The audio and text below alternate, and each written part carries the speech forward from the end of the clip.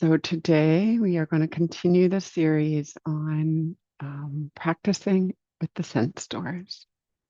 And I'm going to pick up on the theme of yesterday, at least initially, which is to practice with spaces and spaces between, mind the gap. So taking a moment to adjust your posture, maybe wiggle, take that last sip of tea. Greet your friends if you're on the chat.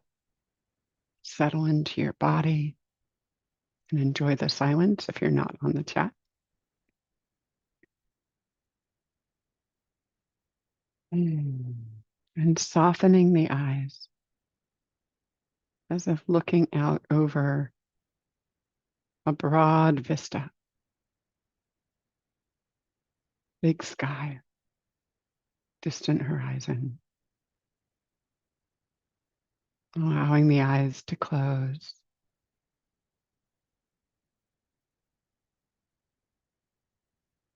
And then noticing any of the variations of tone, light color on the eyelids, softening the muscles.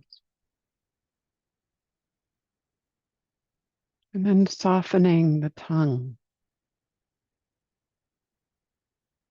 allowing the tip of the tongue to rest on your palate, your mouth.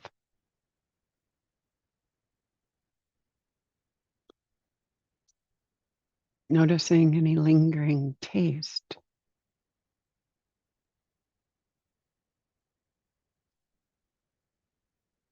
And inviting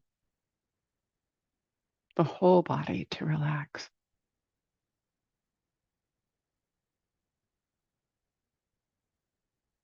Soften.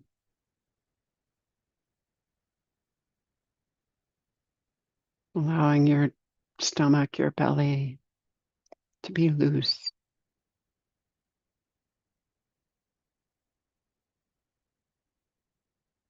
And perhaps taking 2 or 3 longer, slower, maybe even deeper breaths. Diaphragmatic breathing.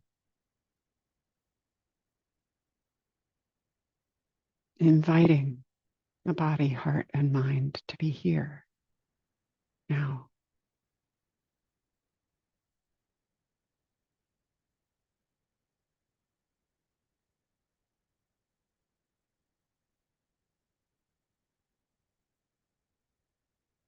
Noticing the sensations of each breath. The little space between each exhale and the next inhale.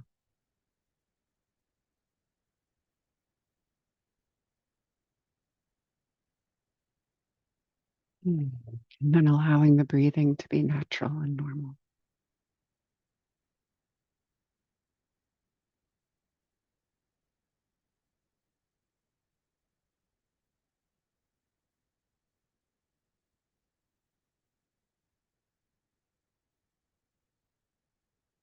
And tuning in also to any ambient sound in your space. Distant sound of vehicles or animals, breeze or water.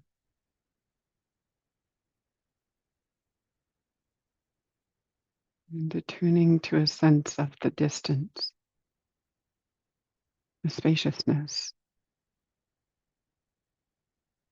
between your ears and the sound.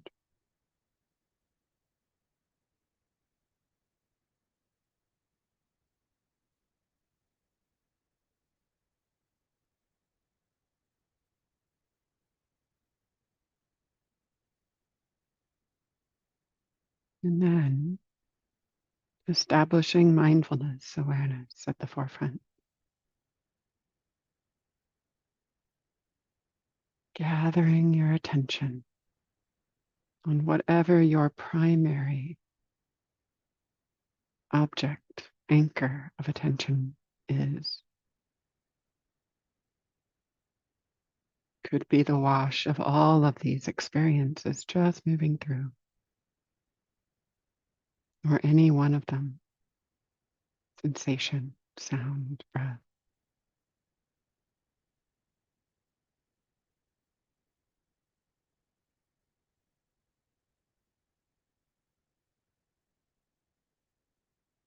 I'll say a few words about mindfulness of breathing,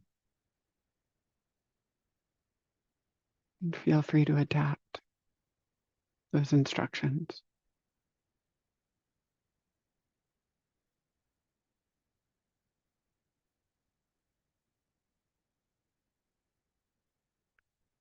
Noticing the swell of the inhale,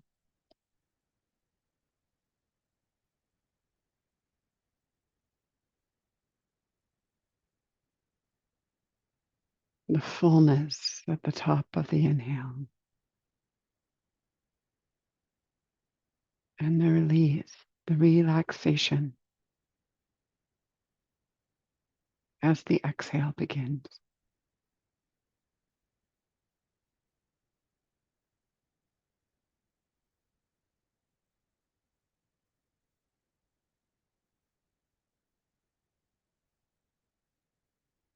Staying with all the little changes through the exhale and resting, dropping into the gap at the end of the exhale, a little still point.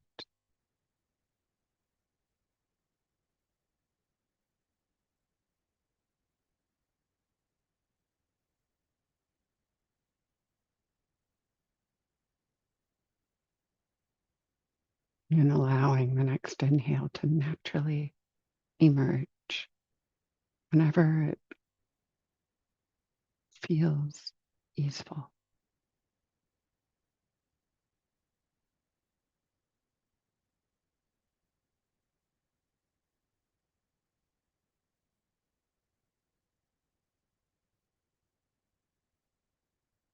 Staying in contact with the moment and noticing, appreciating any of the silences, the still points, the spaces between.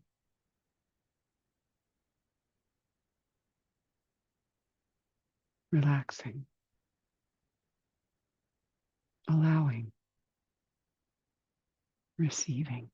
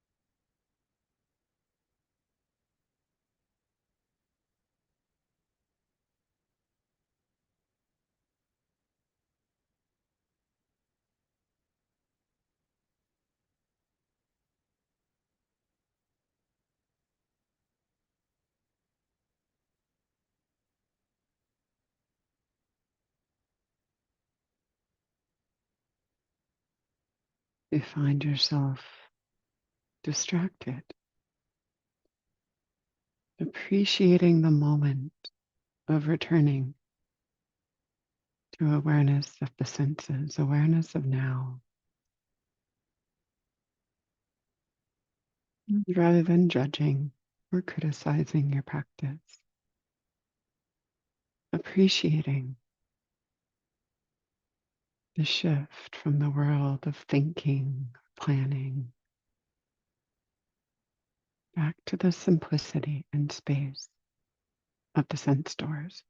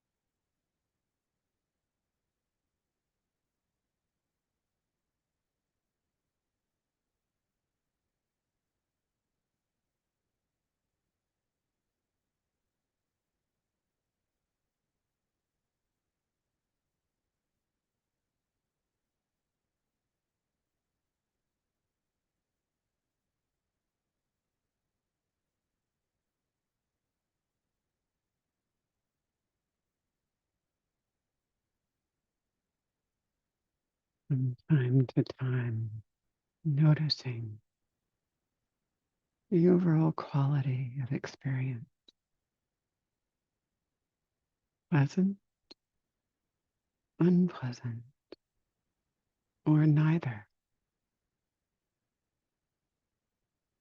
Staying connected,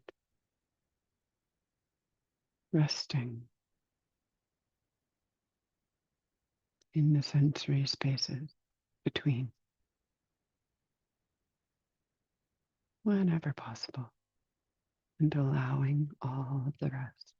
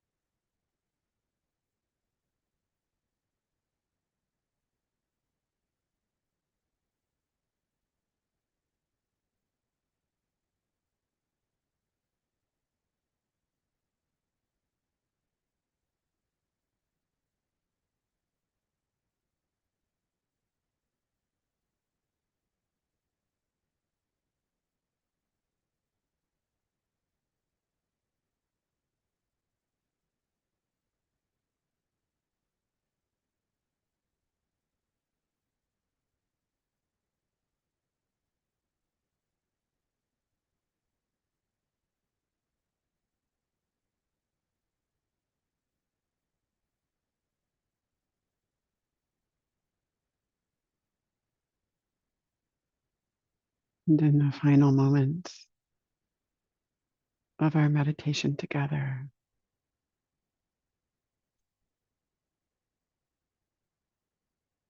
the invitation is to gather your attention in your emotional center, your heart, your core, a sense of appreciation,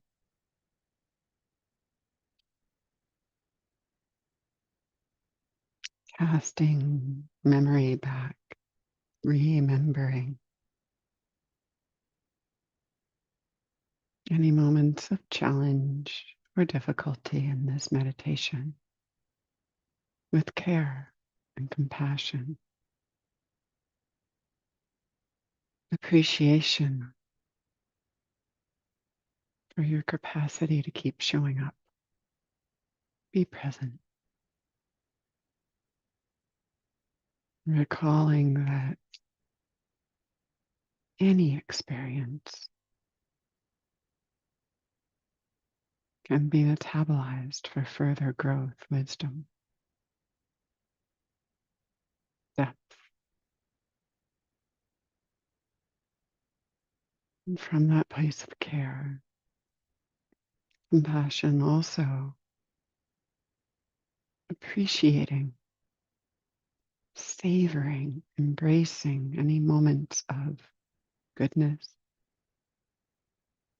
mindfulness, awareness,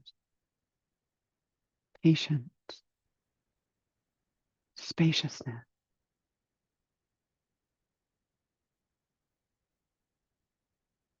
pleasure, present, allowing them to nourish your heart and mind.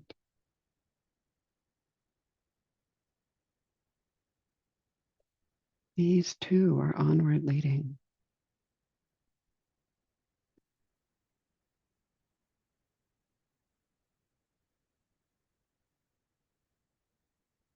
And then casting your internal gaze outwards to the others this life touches,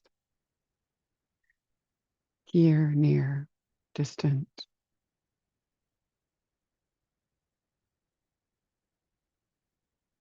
And forming the wish that this practice may have a beneficial ripple effect for them as well.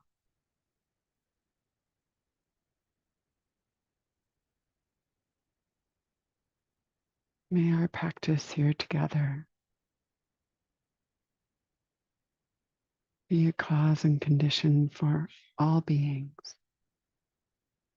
to feel safe from harm and causing harm. For all beings to be peaceful, content, happy. And for all beings everywhere to be free.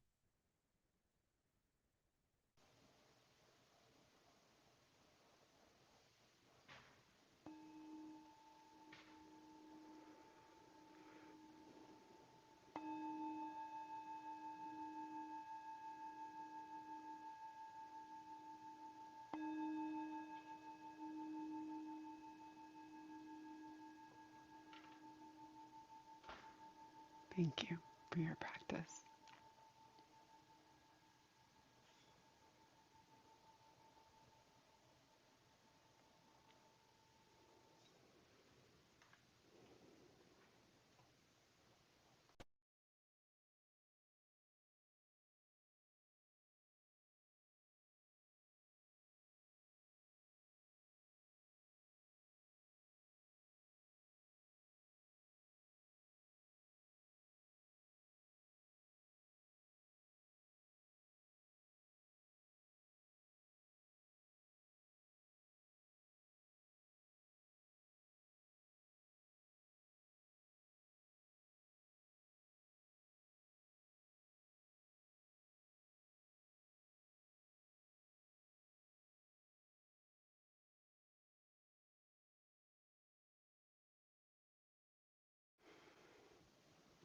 Thank you, dear Sangha. And I'm curious, since many of you are bowing and offering appreciations in the chat, if you might also, if you did it, offer what you noticed in the last 24 hours in terms of surfing the senses or noticing gaps, spaces in your sensory experience. What um, what unfolded for you, if anything? And it's fine if nothing did, but it's fun for other people too to see.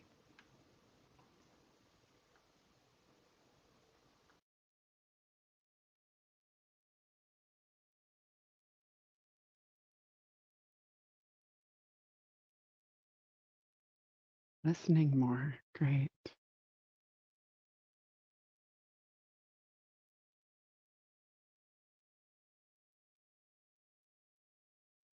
I love reading all of the little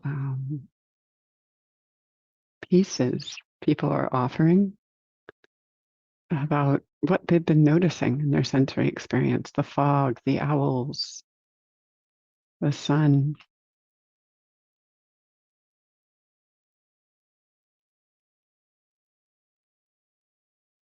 Trying to see things without naming so much. Yes, that can be profound.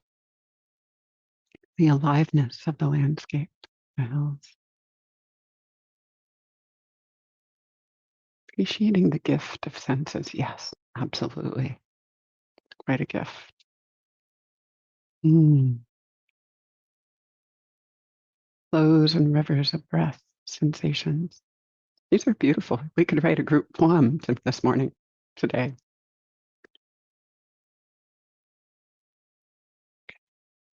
Thank you. I promise I'll read the rest of them later.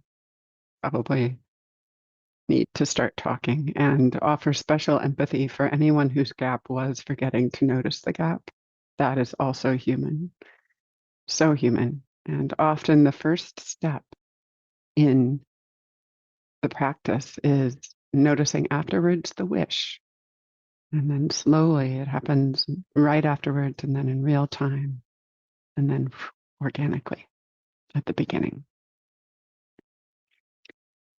So, yesterday we covered hanging out at the sense doors, which was a couple of different practices that I just mentioned, surfing the senses and resting in the spaces between sensory experiences, minding, finding the gap, gaps plural. Today, I want to talk a little bit more about that second practice of being in the spaces, being in the spaciousness that's available at the sense doors, and then bring in a related onward leading practice as well. So I'll recap just a little bit because we barely covered this yesterday, but yesterday, the invitation in that second practice was to notice the spaces available between objects, between what meets our senses, our eyes, ears, etc. And to rest there, just kind of hang out there.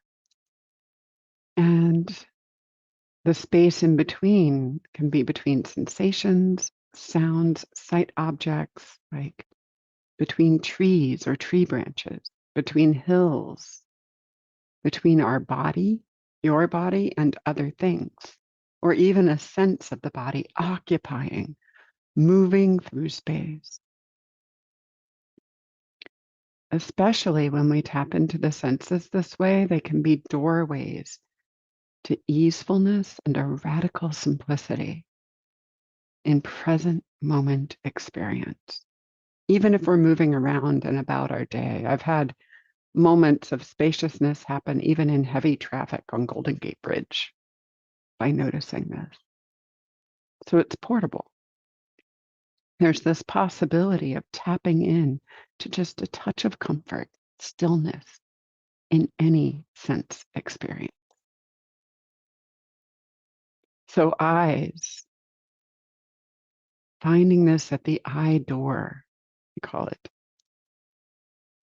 It's the difference between looking at something and seeing that I talked about the first day, that finger wiggling practice of tuning into the peripheral vision, the overall at act of seeing rather than looking.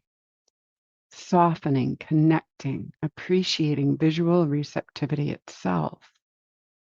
And then noticing what artists refer to and photographers as negative space, the space between, around, and above things, the space between the image of my body and the background, for example, or the space around your computer monitor, the space around all of the objects in your room. This has a couple of nice effects. One is it actually can be a way of calming the mind. If there's any emotional overwhelm, there's something about doing this that's inherently calming. And then whether or not there's any emotional overwhelm, emotional activity, it can be an entry point into a much softer, quieter place, especially if you're able to notice vastness of any kind. The sky is available to most of us. Sometimes I find it helpful to invite this practice with wisdom questions. I call them Vipassana koans. And they are, for example, am I aware of what in the senses? And what is the quality of awareness right now? And these are not questions that need to be answered with words or even asked with words. It can feel like a sense of a question mark meeting the moment. However, you might notice, if this practice works for you, a shift in acuity at the sense door. And just to appreciate, rest in that. Sometimes non-verbally in moments, people experience resting at the sense doors, especially the visual door, but it can be all of them, as a kind of transparency, like being a window for awareness in the world. Yesterday, I also spoke of noticing the gaps, the spaces in physical pain. And that can be incredibly powerful for those of us who have had or have ongoing chronic discomfort or pain. Those with practice experience on this sit may also have occasionally noticed that the same kinds of spaces, the same kinds of gaps can happen between thoughts and emotions in your heart and mind, even in the midst of emotional pain and suffering, an internal storm. Can notice the absence of a thought or painful emotion when shifting to another sense as well. I have an anecdote for this from a retreat I sat. This was many years ago now, well over a decade ago. And I did something that I don't recommend any of you ever do, which is I had a difficult conversation with someone right before going into silence, phone call. And if you've ever sat a retreat, you know that whatever the last few things you did of consequence are often are featured in your mind, sometimes for days or at least hours. And so my mind was just reviewing this conversation and trying to figure it out and work with it and da da da da da. Very unpleasant. But the practice was continuing. There'd be moments of presence and then moments of distraction with this. And at a certain point, the attention just naturally moved to the space in the sky between the clouds, the sun coming through. And the mindfulness was strong enough to notice that, boom, the suffering stopped. And then the heart and mind, the attention could just hang out there. So the invitation is to notice these kinds of moments, dramatic or small. Notice your own clouds parting, your own mental story parting. You can notice these gaps at the ears, especially the perception of distance between yourself and what's heard, or the silences between the sounds. Noticing the end of a taste or the end of a smell. And noticing moments of balance, stillness, equipoise in your body. Stillness between sensations. It's often our minds that stir up distraction or activity. Can you find a place in the body that's still, quiet, spacious? And if hanging out at these sense doors, it's also really helpful to notice Vedana, knowing, simple knowing of pleasant, unpleasant, or neither. Many of us, I would dare say most meditators, after you've been practicing for a little while, it's more inherently pleasant to be with the simplicity of the body, the moment, seeing, hearing, tasting, than it is to be caught up in the stories of the mind, the virtual reality. Knowing simply pleasant, unpleasant, or neither is important information, and it can undercut reactivity, stop stories in their tracks, and it begins to deepen these sensory doorway practices in a wisdom direction, which I'll talk about more tomorrow. This is the deeper end of the pool for this practice. But meanwhile, it's so simple just to notice every now and then, pleasant or not, or unpleasant. A sense of sufficiency can emerge from practicing with the sense doors in these ways. And that sufficiency, contentment, simplicity, generosity, help to open any clutching of the heart and mind. So, between now and tomorrow, your assignment, should you choose to accept it, is to experiment with resting in this simple, intimate connection with the world through noticing again any spaces between sensory experiences, around things, within yourself, and notice the Vedana. Notice what nourishes you in these practices. Thank you so much for your kind attention. It's a joy to be with you, and I'll look forward to being with you again tomorrow.